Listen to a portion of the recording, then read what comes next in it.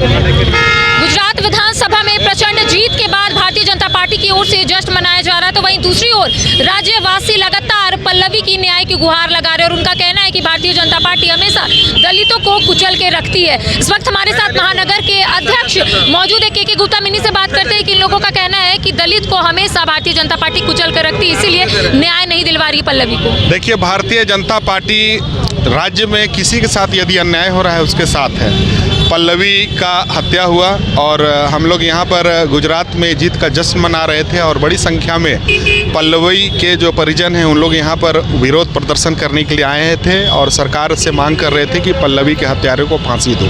हम लोगों को इनके जो मांग है उसका हम लोग समर्थन किए। भारतीय जनता पार्टी की यहाँ सैकड़ों कार्यकर्ता नेता लोग हैं, सभी लोग पल्लवी की हत्यारे को फांसी देने की मांग में हम लोग समर्थन करते हैं और आने वाले दिनों में भारतीय जनता पार्टी को जब जैसा जरूरत होगा पल्लवी को इंसाफ देने के लिए वो कार्यक्रम भी करेंगे और सरकार को मजबूर करेंगे कि पल्लवी के हत्यारे को या तो आप फांसी दो या गद्दी से उतर जाओ। और इसी प्रकार पिछले दिनों सरिता देवी का हत्या कर दिया गया था। चुटिया का मामला है, नामकुम थाने का मामला है, उसमें हत्यारा जो था उसका पति ही था, उसके ससुर को पकड़ा गया, उसके सास को अभी तक नहीं पकड़ा गया। और आए दिन जिस प्रकार हेमंत राज्य में महिलाओं के साथ दुष्कर्म हो रहा है और प्रताड़ना की घटनाएं हो रही है, चाहे वो अनुसूचित जनजाति की महिला हो चाहे अनुसूचित जाति की महिला हो। भारतीय जनता पार्टी के खिलाफ ये लोग नारेबाजी कर रहे हैं। देखिए, कुछ राजनीति दूसरे दल से जुड़े हुए कार्यकर्ता इस प्रदर्शन में शामिल थे, उसका विरोध हो सकता है, लेकिन जो उसके परिजन है, जो उसके मूल घर वाले हैं, वो सभी लोग जान रहे हैं कि हम लोग पल्लवी के हत्यारों को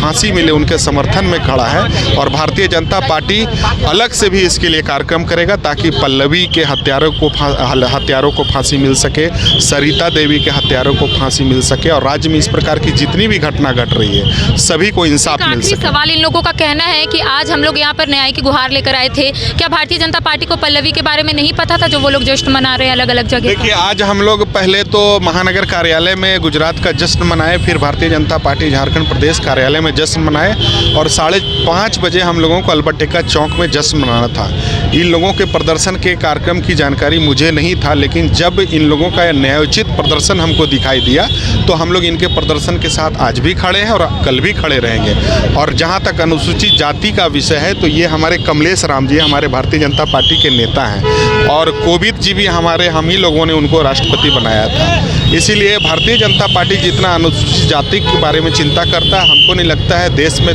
कोई दूसरा दल है जो अनुसूचित जाति के लोगों के बारे में चिंता करता है। दूसरी ओर यदि लॉ एंड ऑर्डर व्यवस्था खराब होती है या किसी की हत्या होती है, वह किसी भी जाति का हो, किसी भी धर्म का हो, सरकार को चाहिए, कानून व्यवस्था को चाहिए कि जो भी अपराधी है उसको जल्द से जल्द सलाखों के पीछे में घसीट कर लावे और कड़ी से कड़ी सजा दे।